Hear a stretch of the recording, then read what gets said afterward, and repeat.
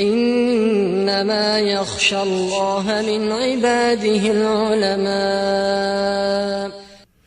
الحمد لله رب العالمين والصلاة والسلام على أشرف الأنبياء والمرسلين محمد وعلى آله وصحبه أجمعين ومن تبعه بإحسان إلى يوم الدين أما بعد. سبحانك لا علم لنا إلا ما علمتنا إنك أنت العليم الحكيم.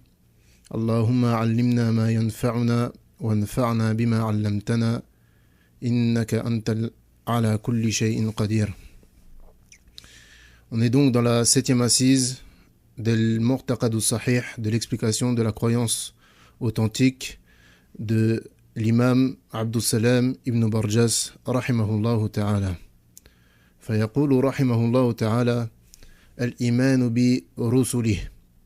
Il dit donc la croyance, la foi aux messagers.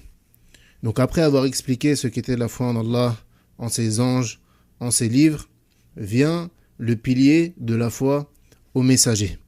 Al-Iman bir-Rusul. Et le terme Rusul en arabe, il est le pluriel de Rasul. Le terme Rusul, c'est le pluriel du mot Rasul, c'est-à-dire Mursal.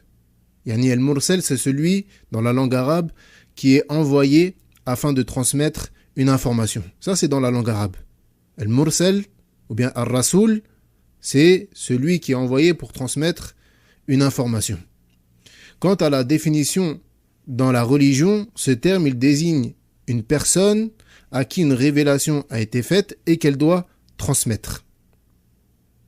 Elle désigne une personne à qui une révélation a été faite et qu'elle doit transmettre.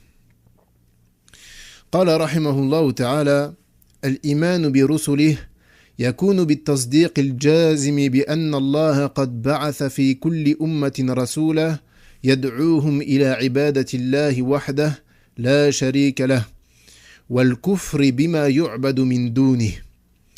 Il dit donc premièrement, parmi les piliers de la croyance aux messagers, cette foi, elle se fait premièrement par l'affirmation, sans l'ombre d'un doute, qu'Allah subhanahu wa ta'ala, il a envoyé dans chaque communauté un messager, qui les a appelés à adorer Allah seul, sans rien lui associer, et de mécroire en tout ce qui est adoré en dehors d'Allah subhanahu wa ta'ala.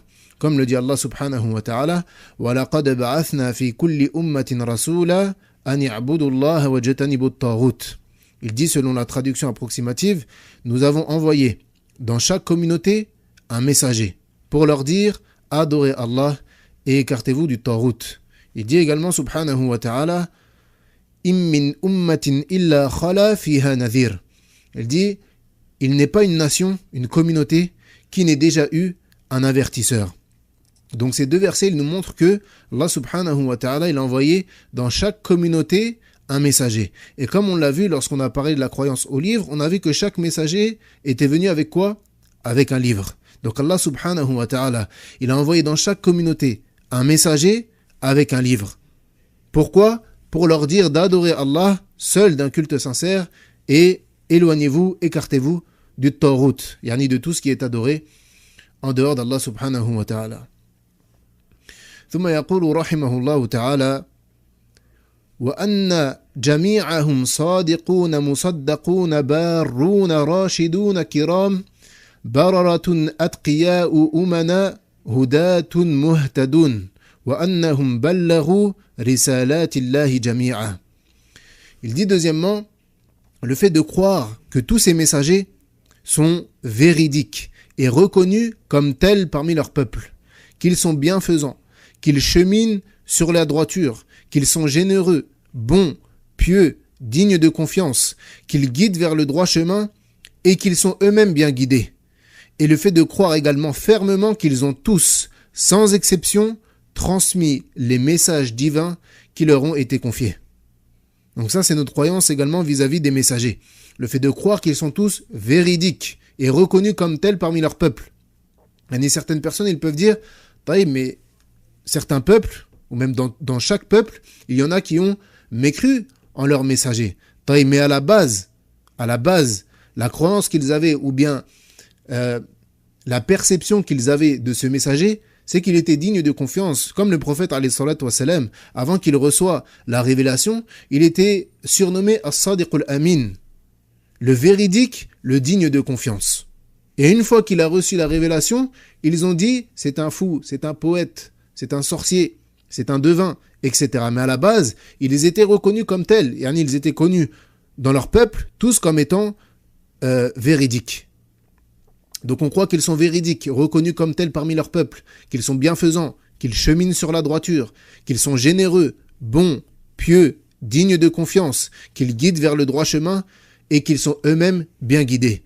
Et surtout, on atteste et on croit fermement qu'ils ont tous, sans exception, transmis les messages qu'Allah subhanahu wa ta'ala leur avait confiés, leur avait ordonné de transmettre. قال المصنف رحمه الله تعالى وأن الله اتخذ إبراهيم خليلا واتخذ محمدا صلى الله عليه وسلم خليلا وكلم الله موسى تكليما ورفع إدريس مكانا عليا وأن عيسى عبد الله ورسوله وكلماته ألقاها إلى مريم وروح منه. Il dit également, parmi la croyance qu'on a vis-à-vis des messagers, le fait qu'ils n'ont pas tous le même rang. Car en effet, par exemple, Allah il en a fait prévaloir certains sur d'autres. Par exemple, Allah Azza wa Jalla, il a fait d'Ibrahim son ami intime. Également, le prophète sallallahu alayhi wa sallam. Le prophète alayhi salatu wa sallam, il dit dans le hadith, Inna Allah attakhadhani khalila kama attakhadha Ibrahim khalila. Certes, Allah m'a pris comme ami intime, tout comme il a pris Ibrahim comme ami intime. Donc bien évidemment que c'est un degré. C'est un degré supérieur à celui qu'Allah Azza wa Jalla n'a pas pris comme ami intime. On sait également, comme on l'a vu dans le cours précédent, lorsqu'on a parlé des deux manières de recevoir la révélation, on a dit qu'Allah subhanahu wa ta'ala, il a parlé à Moussa de vive voix. Donc également, c'est un fadl, c'est un mérite pour Moussa, le fait qu'Allah Azza wa Jalla lui ait parlé de vive voix.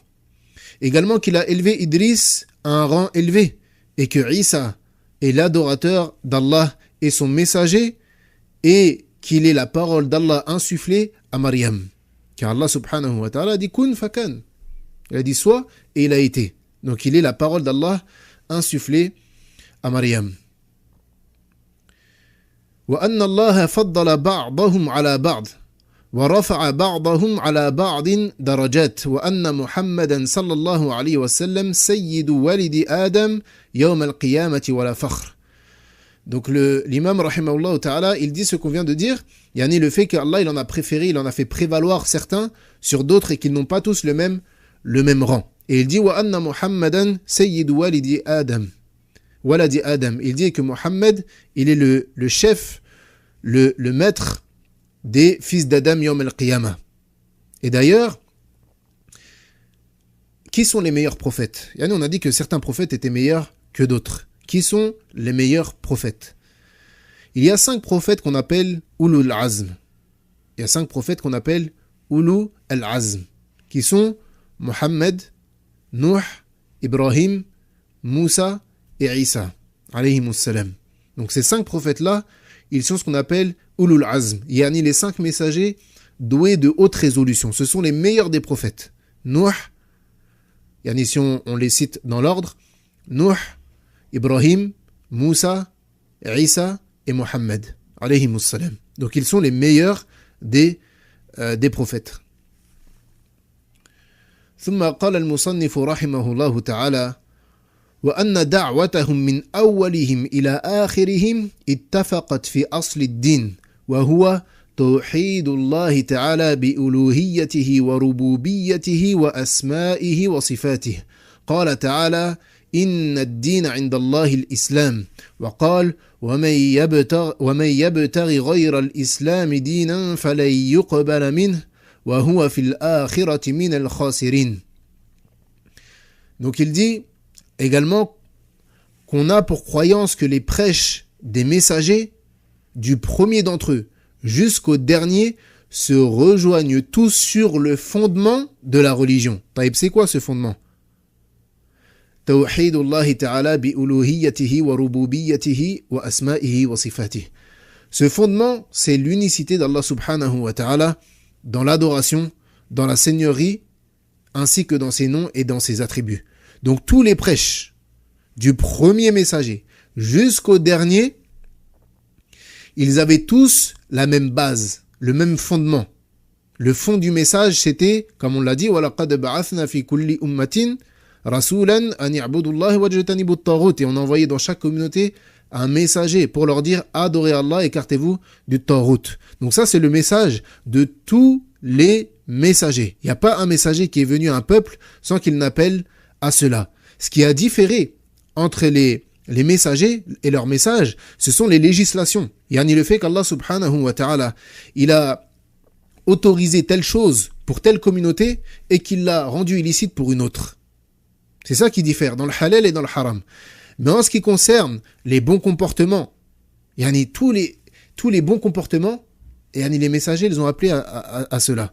Ainsi que tous les comportements de dépravés, tous les comportements khabith, Allah subhanahu wa ta'ala il les a interdits dans toutes les communautés. Yani tu trouveras jamais une communauté, mathalan, où la fornication a été rendue licite. Là. Pourquoi ? Parce que c'est un acte abominable. Tamam. Donc c'est pas possible que Allah Azza wa Jalla il légifère dans une communauté un acte qui soit ignoble. Donc ce qui diffère entre leur législation, c'est le halal, le haram, la manière d'adorer Allah subhanahu wa ta'ala. Yani la manière de prier par exemple, elle diffère d'un prophète à un autre. Mais le fond du message, il est le même pour tous. Adorez Allah et écartez-vous du taghut. Et il cite l'imam rahimahullah ta'ala, il cite le verset où Allah Azza wa Jalla dit inna ad-dina 'inda Allahi al-islam. Et certes la religion acceptée auprès d'Allah, c'est l'islam. Et ce qu'il faut savoir, c'est que mathalan, les chrétiens à l'époque de Isa alayhi salam, les chrétiens qui ont suivi Isa alayhi salam comme il se doit, c'était des musulmans. Les juifs qui ont suivi Moussa alayhi salam à l'époque de Moussa alayhi salam, c'était des musulmans. Tamam. Mais une fois que le prophète sallallahu alayhi wa sallam a été envoyé avec le Coran, alors il n'est plus permis, comme on l'a dit dans le cours précédent, de suivre les autres livres. Mais à la base, la religion acceptée d'Allah, c'est l'islam. Et c'est pour ça que tous ceux qui ont suivi leurs messagers à leur époque, eh bien, c'était des musulmans. C'était des musulmans. Car la religion acceptée auprès d'Allah, c'est l'islam.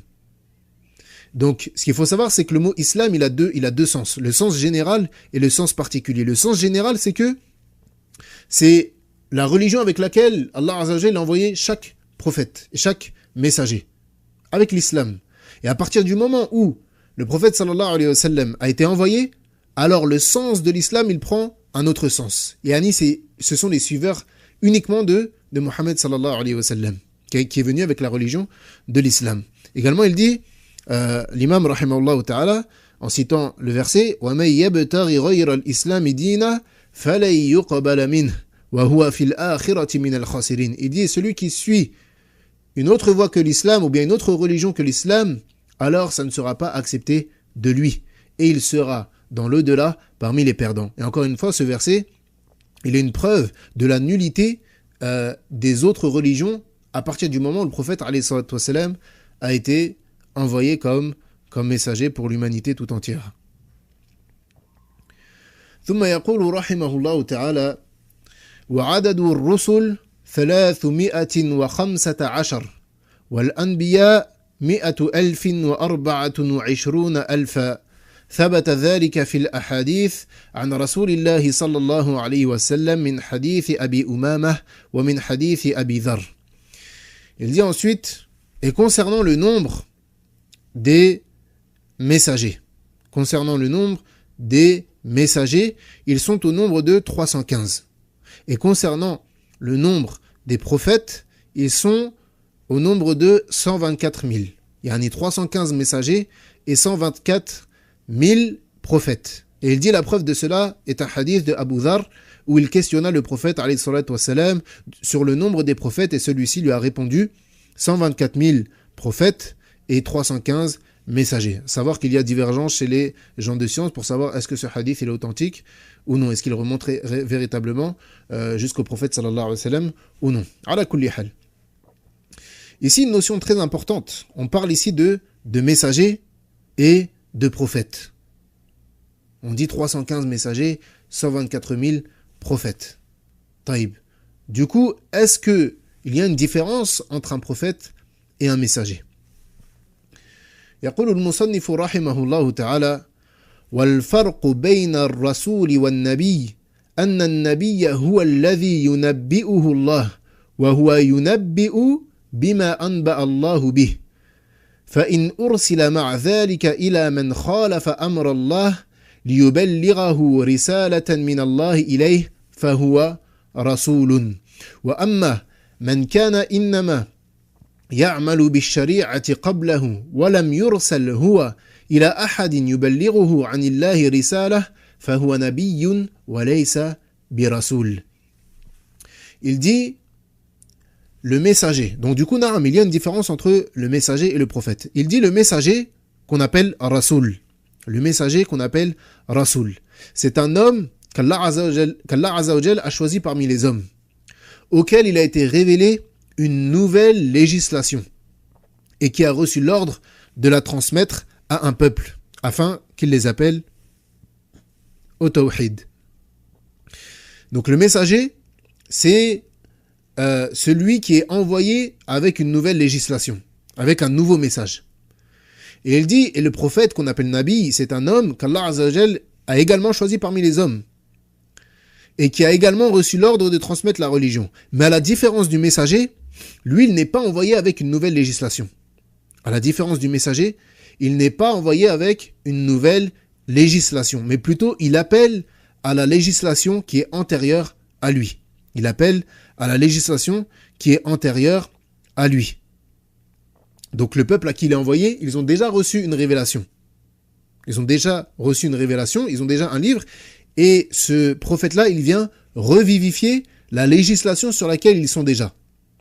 Il vient les rappeler sur la législation sur laquelle ils sont déjà. Donc c'est ça la différence entre le messager et le prophète.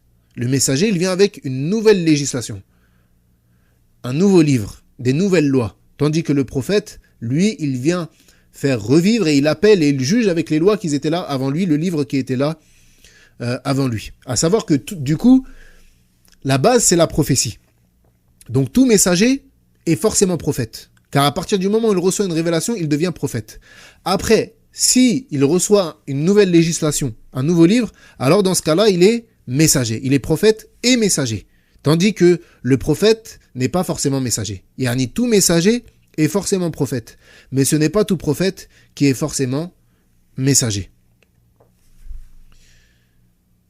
ثم يقول رحمه الله تعالى: وقد سمى الله تعالى لنا جملة منهم كآدم ونوح وإدريس وهود وصالح وإبراهيم وإسماعيل وإسحاق ويعقوب ويوسف ولوط وشعيب ويونس وموسى وهارون وإلياس وزكريا ويحيى واليسع وذي الكفل وداود وسليمان وأيوب وذكر الأسباط جملة وعيسى ومحمد صلى الله عليه وسلم عليهم أجمعين. Donc ça également, ça fait partie des piliers de la foi aux messagers.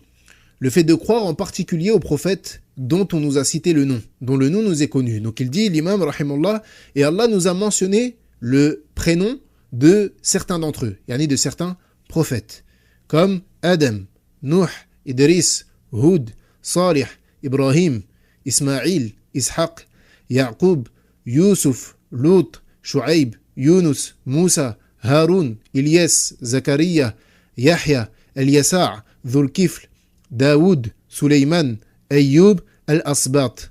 C'est qui Al-Asbat? Dans le Coran, ce nom il revient à plusieurs reprises lorsque il y a plusieurs messagers ou bien prophètes qui sont cités ensemble. Wal-Asbat. C'est qui Al-Asbat? Al-Asbat, ça désigne les fils de Yaqub. Les fils de Yaqub. Yani, les frères de qui? De Youssouf alayhi salam.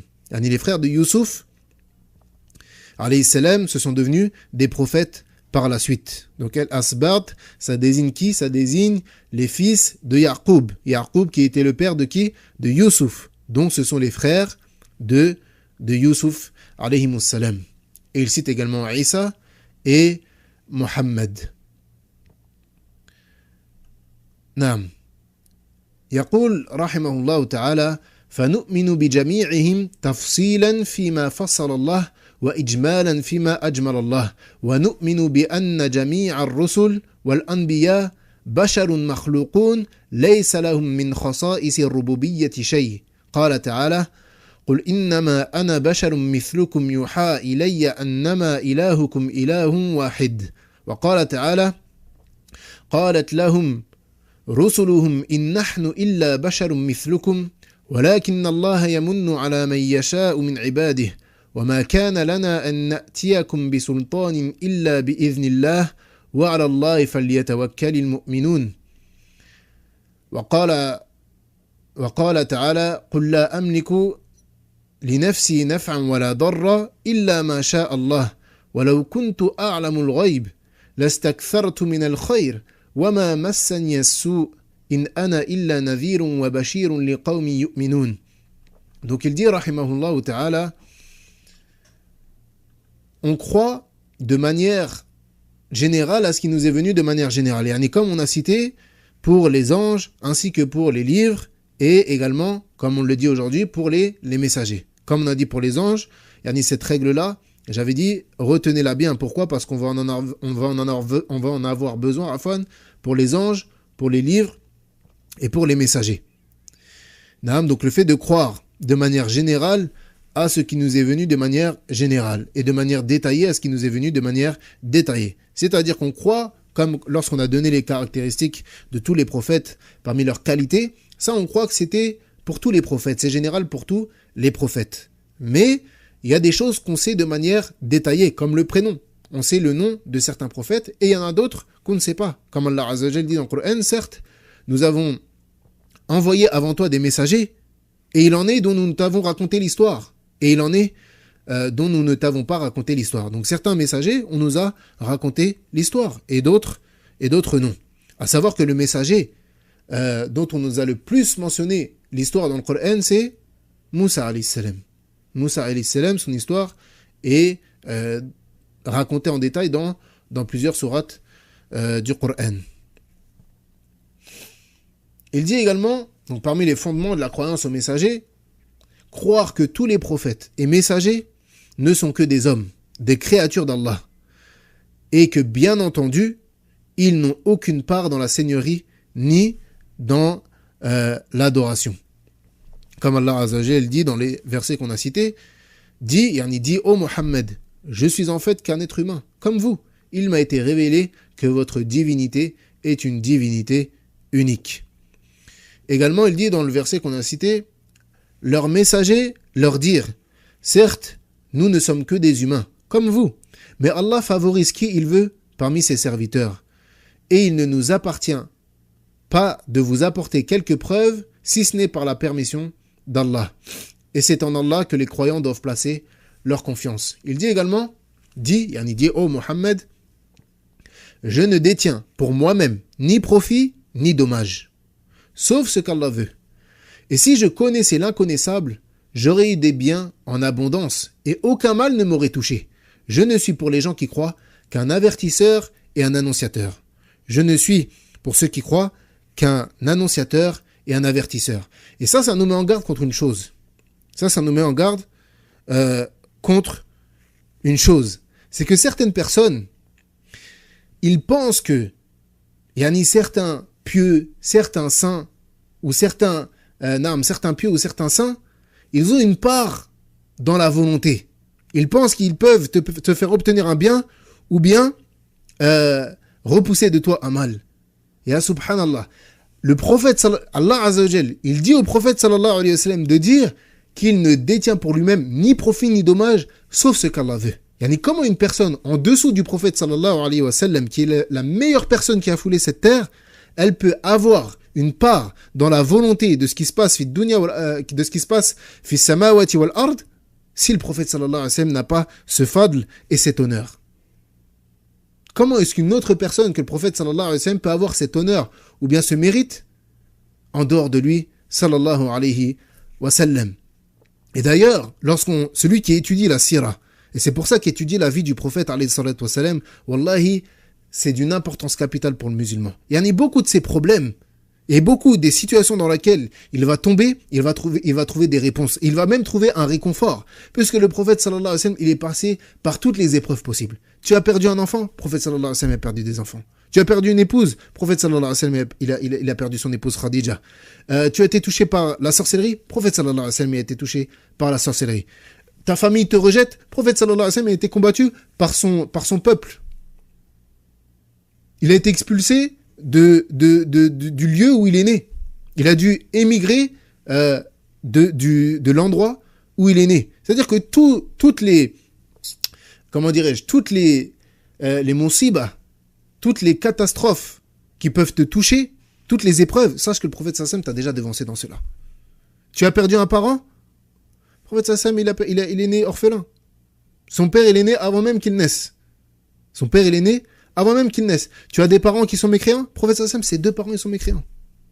Il n'y a pas une catastrophe, une épreuve douloureuse et difficile que tu puisses rencontrer sans que le prophète sallallahu alayhi wa sallam t'ait déjà devancé dans celle-ci. Et justement, il dit, je ne détiens pour moi-même, ou bien Allah Azza wa Jal lui ordonne de dire, je ne détiens pour moi-même ni profit ni dommage. Et celui qui étudie la sira, il va voir cela. Le prophète sallallahu alayhi wa sallam a été combattu, il a été frappé. Lors de la bataille de Uhud, on lui a cassé des dents. Il a été ouvert au visage. Donc si le prophète sallallahu alayhi wa sallam, il avait une part dans la connaissable, il avait une part de la connaissance de l'invisible, de ce qui va se passer, etc. Il n'aurait jamais été touché par ces choses-là. Et c'est pour ça qu'il dit, et si je connaissais l'inconnaissable, j'aurais eu des biens en abondance et aucun mal ne m'aurait touché. Et pourtant, le mal l'a touché. Comme on l'a cité, il a perdu une épouse et tous ses enfants, sauf Fatima radiallahu anha, ils sont décédés de son vivant. Le prophète sallallahu alayhi wa sallam, il a enterré tous ses enfants, sauf Fatima radiallahu anha. Et il dit également, le prophète sallallahu alayhi wa sallam, je ne suis qu'un être humain comme vous. Il peut m'arriver d'oublier comme vous. Si ma mémoire me fait défaut, alors rappelez-moi. Si ma mémoire me fait défaut, alors rappelez-moi. Enfin. Taïb. Donc on n'exagère pas sur les messagers. On n'exagère pas à propos des messagers, ni du prophète sallallahu alayhi wa sallam. On ne les élève pas à un rang qui n'est pas le leur. On ne les élève pas à un rang qui n'est pas le leur. Tamam. Et c'est pour ça que l'imam rahimallah, il dit juste après, wa nu'minu bi annahum abidun min ibadillah akramahumullahu bir risalah. ووصفهم بالعبودية في أعلى مقاماتهم وفي سياق الثناء عليهم. Il dit, et on croit qu'ils sont des serviteurs parmi les serviteurs d'Allah Azza wa Jal et qu'il les a honorés par le message, yani par la prophétie. Et il les a caractérisés comme étant des serviteurs. Et sache que le plus haut degré que tu puisses atteindre dans ce monde, c'est en dessous bien évidemment de la prophétie, c'est le fait que tu sois un adorateur, un serviteur, que tu sois un esclave d'Allah subhanahu wa ta'ala. Et c'est là la vraie liberté. C'est là la vraie liberté. Yani la liberté à laquelle les Occidentaux appellent.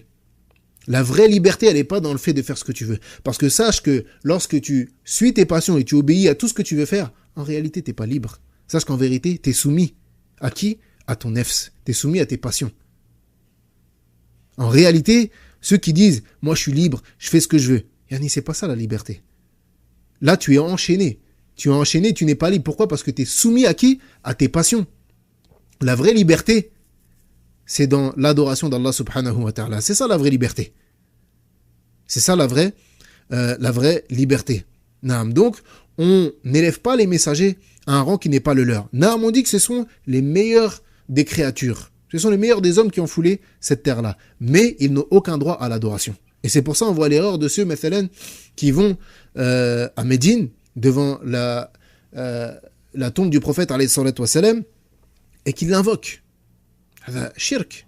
C'est du shirk.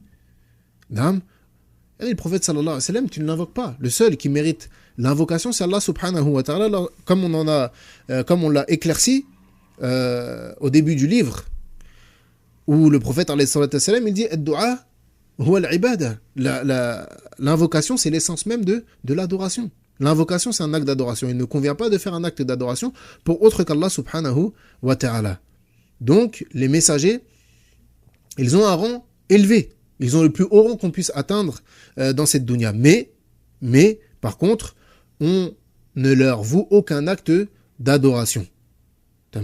Ils ont atteint au-delà de leur rang de prophète, ils ont également atteint le rang de serviteurs. Comme Allah Azza wa Jal les a décrits dans le Coran. Si on regarde bien, Allah Azza wa Jal, quand il a fait les éloges de ses prophètes, il les a cités en étant des serviteurs. Quand il dit Subhanalladhi asra bi'abdihi laylan min al-masjid al-haram ila al-masjid al-aqsa. Il dit toutes les gloires et pureté à celui qui a fait voyager son serviteur du Masjid al-Haram jusqu'au Masjid al-Aqsa en Palestine. Il l'a caractérisé comment? Comme étant un abd, comme étant un serviteur.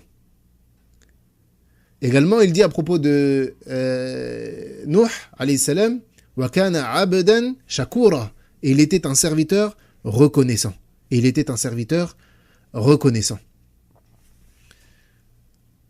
Naam. Également, on croit que le premier des prophètes était Adam. Quant au premier messager, c'était Nuh. Naam, on le répète, car on a dit qu'il y avait une différence entre le prophète et le messager. Donc le premier des prophètes, c'était Adam alayhi salam. Le premier des messagers, c'était Nuh alayhi salam. Et la preuve que Nuh c'était le premier des messagers, c'est la parole d'Allah tabaraka wa ta'ala lorsqu'il dit Inna awhayna ilayka kama awhayna ila Nuh wan nabiyyina min ba'dih. Et nous t'avons fait une révélation comme nous fîmes à Nuh et aux prophètes après lui. Et ne sois pas étonné si tu trouves dans certains livres d'histoire, l'histoire des prophètes, que certains ont fait devancer Idris sur Nuh. Certains ont dit que Idris a été envoyé avant Nuh. Mais en réalité, comme on vient de le démontrer, le premier c'est Nuh, car Allah Azza wa Jal dit « Nous t'avons fait une révélation, comme nous fîmes à Nuh et aux prophètes après lui ». Mais également, la preuve de cela, c'est que dans le long hadith qui parle de Yawm al-Qiyamah, lorsque les gens vont vouloir trouver un intercesseur pour que le jugement puisse commencer, ils vont aller voir qui en premier? Nuh. Et ils vont leur dire « Tu es le premier messager qu'Allah a envoyé ».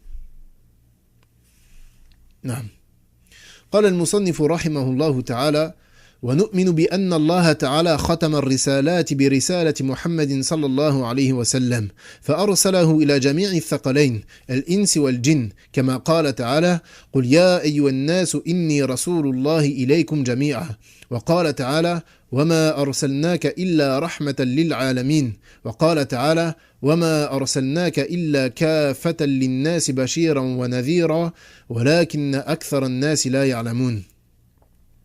Donc il dit, nous avons pour croyance que le dernier, le sceau des prophètes, est le prophète Muhammad sallallahu alayhi wa sallam, qui a été envoyé à l'humanité tout entière, les djinns, les hommes et les djinns, conformément à la parole d'Allah subhanahu wa ta'ala lorsqu'il dit ô Muhammad, ô vous les gens, je suis pour vous tous le messager d'Allah. Également il dit, et nous ne t'avons envoyé qu'en miséricorde pour l'univers. Et également il dit, subhanahu wa ta'ala, et nous ne t'avons envoyé qu'en tant qu'annonciateur et avertisseur pour toute l'humanité. Mais la plupart des gens ne savent pas. Donc Allah Azza wa Jalla l'a envoyé en tant qu'annonciateur et avertisseur. Annonciateur de quoi et avertisseur de quoi? Annonciateur du paradis pour tous ceux qui vont le suivre. Pour tous ceux qui vont suivre et obéir au prophète sallallahu alayhi wa sallam, il leur annonce la bonne nouvelle. La bonne nouvelle de quoi? Du paradis. Comme il dit sallallahu alayhi wa sallam, kullu ummati yadkhuluna al-jannah illa man aba. Qalu ya Rasulallah wa man aba? Qala man ata'ani dakhala al-jannah wa man asani faqad aba. Il dit sallallahu alayhi wa sallam, toute ma communauté entrera au paradis, sauf celui qui ne veut pas. Et les compagnons radiallahu anhum, ils se sont étonnés. Qui ne veut pas rentrer au paradis? Donc ils ont dit, qui ne veut pas? Qui ne voudrait pas entrer au paradis? Et il dit, celui qui m'obéit entrera au paradis. Et celui qui me désobéit, alors il aura certes refusé le paradis. Et il dit, Naam, dans le dernier verset qu'on a cité, Naam, pour revenir à ce que je disais, en tant qu'annonciateur et avertisseur. Donc annonciateur de la bonne nouvelle. Pour ceux qui vont le suivre et lui obéir, la bonne nouvelle de quoi? Du paradis. Et avertisseur de quoi? Avertisseur pour ceux qui lui désobéiront et qui ne le suivront pas. Avertisseur, la mise en garde contre quoi? Contre l'enfer. Avertisseur. Le prophète sallallahu alayhi wa sallam, il nous a annoncé la bonne nouvelle, le paradis pour ceux qui vont le suivre, et il nous a mis en garde contre quoi? Contre l'enfer, pour ceux qui vont lui désobéir. وقال المصنف رحمه الله تعالى وقد بشر الرسل صلوات الله وسلامه عليهم أجمعين برسالة محمد صلى الله عليه وسلم قال تعالى وإذ قال عيسى بن مريم يا بني إسرائيل إني رسول الله إليكم مصدقا لما بين يدي من التوراة ومبشرا برسول يأتي من بعد اسمه أحمد فلما جاءهم بالبينات قالوا هذا سحر مبين. Il dit, et en effet, les messagers, avant le prophète sallallahu alayhi wa sallam, ils ont annoncé l'avènement du prophète sallallahu alayhi wa sallam. Ils ont annoncé de la venue du prophète alayhi salatu wa salam. Et la preuve de cela, c'est le verset où Allah subhanahu wa ta'ala dit, et quand Isa, fils de Maryam, dit ô enfants d'Israël, Bani Israël, je suis vraiment le messager d'Allah, envoyé à vous, confirmateur de ce qui, dans la Torah, est antérieur à moi, et annonciateur d'un messager à venir après moi, dont le nom sera Ahmed. Puis quand celui-ci vint à eux, avec des preuves évidentes, ils dirent c'est là une magie manifeste. Donc Allah Azza wa Jalla nous dit dans le Coran que Isa alayhi salam, il leur a annoncé la venue de Mohammed sallallahu alayhi wa sallam. Il dit son nom sera Ahmed. Yani parmi les noms du prophète alayhi salatu wa sallam, il y a Ahmed, comme c'est venu dans le hadith. Parmi les noms du prophète sallallahu alayhi wa sallam, Ahmed, comme c'est venu dans le hadith. Et également, une preuve que Moussa alayhi salam avait annoncé la venue de Mohammed sallallahu alayhi wa sallam et que les Juifs étaient au courant, c'est que lorsqu'ils étaient à Médine, lorsque les Juifs étaient à Médine, et qu'ils vivaient avec les Aws wal Khazraj, qu'ils vivaient avec les habitants de Médine, yani les Arabes, ils les mettaient constamment en garde en leur disant il y a un messager qui va venir et il fera partie de nous. Et une fois qu'il sera avec nous, alors là on vous combattra. Alors là, on vous combattra. Et c'est pour ça que les gens de Médine, ils ont cru beaucoup plus facilement au message que les gens de Mecca. Pourquoi? Parce que les gens de Médine, ils vivaient avec les gens du livre, avec les Juifs. Et les Juifs, ils avaient un livre. Et ils parlaient sans cesse d'un messager qui va venir. Mais sauf qu'ils pensaient qu'il ferait partie d'eux. Et ils disaient, Naam, lorsqu'il va venir et qu'il sera avec nous, alors on va vous combattre. Et c'est pour ça que lorsque les habitants de Médine, qui n'étaient pas encore musulmans, les Arabes qui étaient à Médine, qui n'étaient pas encore musulmans, ils ont eu connaissance d'un prophète qui est venu, alors ils ont devancé les Juifs dans le fait de rentrer dans sa religion. وفي صحيح مسلم عن أبي هريرة رضي الله عنه قال رسول الله صلى الله عليه وسلم والذي نفس محمد بيده لا يسمع بأحد من هذه الأمة يهودي أو نصراني ثم يموت ولم يؤمن بالذي أرسلت به إلا كان من أصحاب النار. Il dit dans le hadith, dans le Sahih Muslim, d'après Abu Hurayra radiallahu anhu, le prophète sallallahu alayhi wa sallam a dit, je jure par celui qui détient l'âme de Mohammed dans sa main, que tout membre de cette communauté, qu'il soit juif ou chrétien, qui après avoir entendu parler de moi, mourra sans avoir cru en ce avec quoi j'étais envoyé, fera inévitablement partie des gens du feu. Et ça, encore une fois, c'est une preuve que quoi? C'est une réponse à tous ceux qui pensent que les juifs et les chrétiens à notre époque, ce sont des croyants et qu'ils iront au paradis. Là, le prophète sallallahu alayhi wa sallam, il dit, je jure par celui qui détient l'âme de Mohammed dans sa main, que tout membre de cette communauté, yani les juifs et les chrétiens, qui après avoir entendu parler de moi, mourra sans avoir cru en ce avec quoi j'étais envoyé, fera inévitablement partie des gens du feu. ثم قال المصنف رحمه الله تعالى فمن كذب برسالة محمد صلى الله عليه وسلم إلى الناس جميعا فقد كفر بجميع الرسل حتى برسوله الذي يزعم أنه مؤمن به متبع له قال تعالى كذبت قوم نوح المرسلين فجعلهم مكذبين لجميع الرسل مع أنه لم يسبق نوحا رسول. Il dit, rahimahullah ta'ala, et quiconque renie et mécroit au message de Mohammed sallallahu alayhi wa sallam aura certes mécru en l'ensemble des messagers, quand bien même il prétend croire à un prophète et qu'il prétend le suivre. Et celui qui mécroit en un seul messager, un seul, il a certes mécru en l'ensemble des messagers, quand bien même il prétend suivre un prophète et qu'il prétend croire en lui. Taïb, c'est quoi la preuve de cela? Allah subhanahu wa ta'ala, il dit كذبت قوم نوح المرسلين. Et le peuple de Nuh traita de menteurs les messagers. Et le peuple de Nuh traita de menteurs les messagers. Taïb, on a dit tout à l'heure que Nuh, c'était qui? C'était le premier messager. Comment est-ce que le peuple de Nuh a pu traiter de menteurs l'ensemble des messagers alors qu'aucun messager, si ce n'est Nuh, est venu? Mais à partir du moment où ils ont traité Nuh de menteur et qu'ils ont mécru en lui, alors ils ont mécru en l'ensemble des messages, en l'ensemble des messagers également. Donc celui qui dit « Non, moi je crois en la Torah, je crois en l'évangile, mais par contre je ne crois pas au Coran », alors il a mécru en l'ensemble des messages. Quand bien même il serait chrétien et qu'il dirait « Moi je suis Isa alayhi salam » ou quand bien même il serait juif et qu'il dirait « Moi je suis Moussa alayhi salam ». À partir du moment où tu mécrois au message de Mohammed sallallahu alayhi wa sallam, tu as mécru en l'ensemble des messages et en l'ensemble des messagers. نعم قال المصنف رحمه الله تعالى ونؤمن أن لا نبي بعد محمد صلى الله عليه وسلم فمن ادعى بعده النبوة كفر قال الله تعالى ولكن رسول الله وخاتم النبيين وفي صحيح مسلم عن أبي هريرة رضي الله عنه عن النبي صلى الله عليه وسلم قال فضلت على الأنبياء بست أعطيت جوامع الكلم ونصرت بالرعب وأحلت لي الغنائم وجعلت لي الأرض مسجدا وطهورا وأرسلت إلى الخلق كافة وختم بي النبيون. Il dit, rahimahullah ta'ala, et quiconque réclame la prophétie après le prophète sallallahu alayhi wa sallam est un menteur mécréant. Quiconque réclame la prophétie après le prophète sallallahu alayhi wa sallam est un menteur mécréant.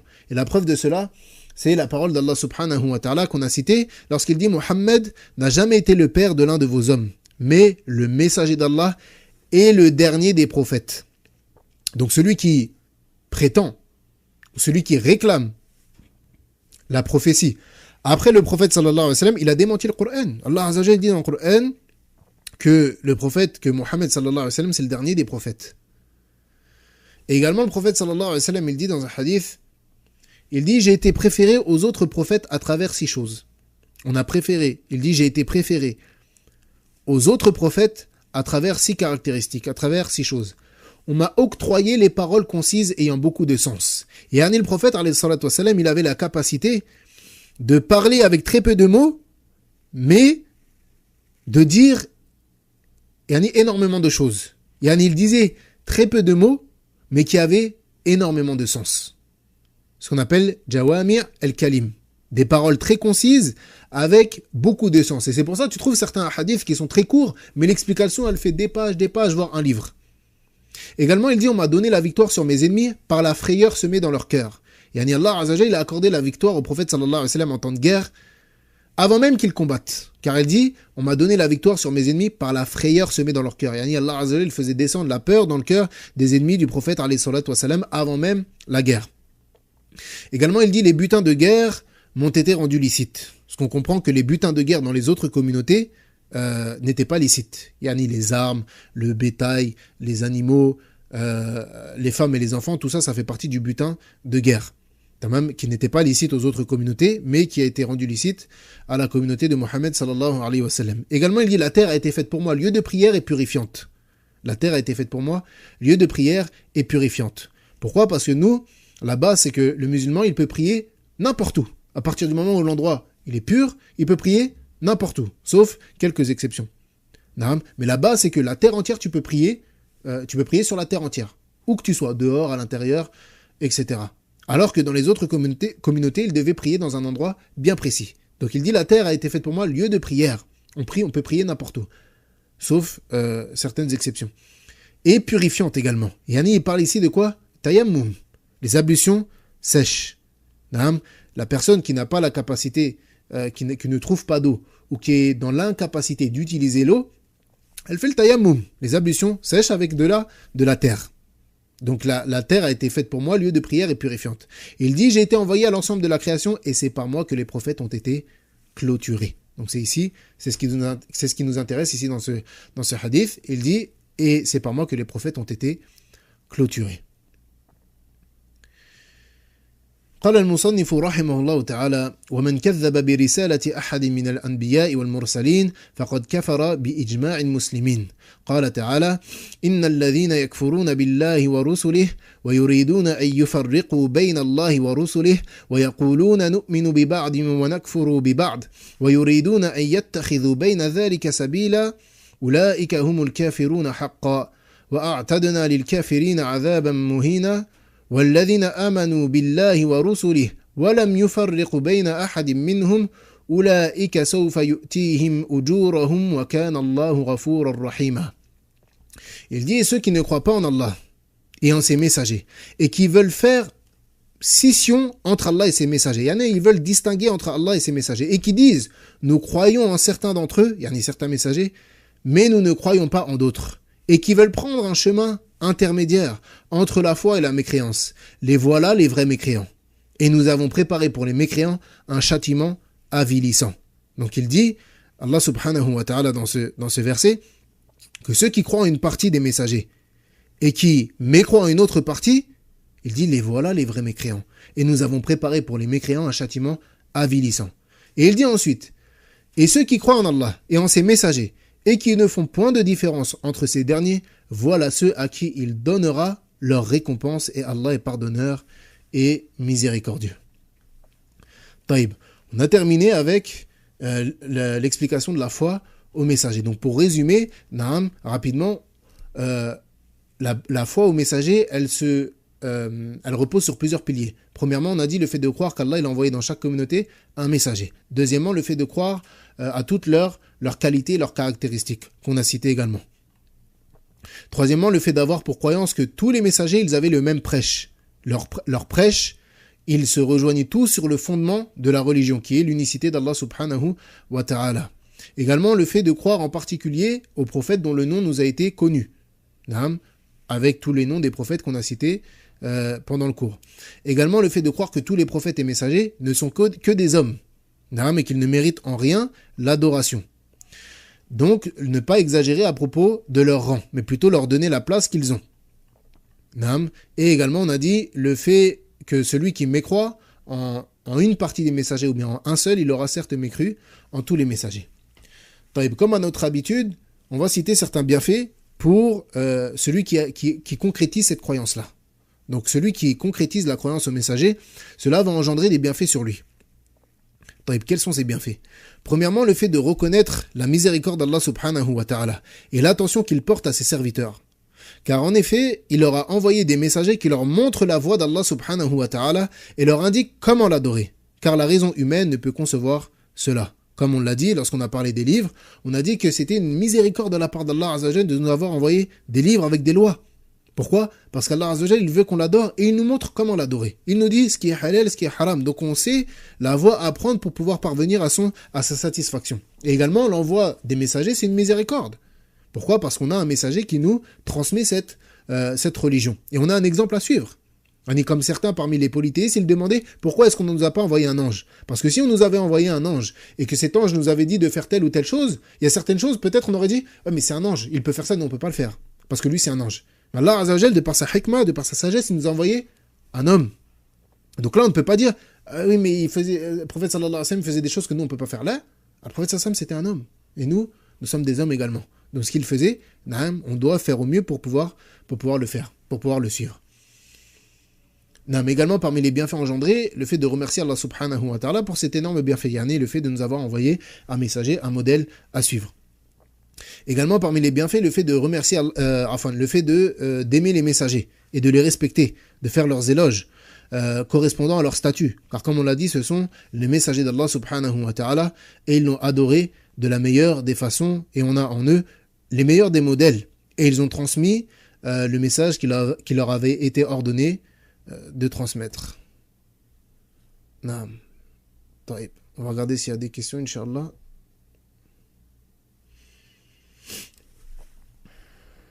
Taïb, là, il n'y a pas de questions. Alhamdulillahi Rabbil Alamin. سبحانك اللهم وبحمدك أشهد أن لا إله إلا أنت أستغفرك وأتوب إليك والله أعلم وصلى الله على نبينا محمد وعلى آله وصحبه أجمعين السلام عليكم ورحمة الله وبركاته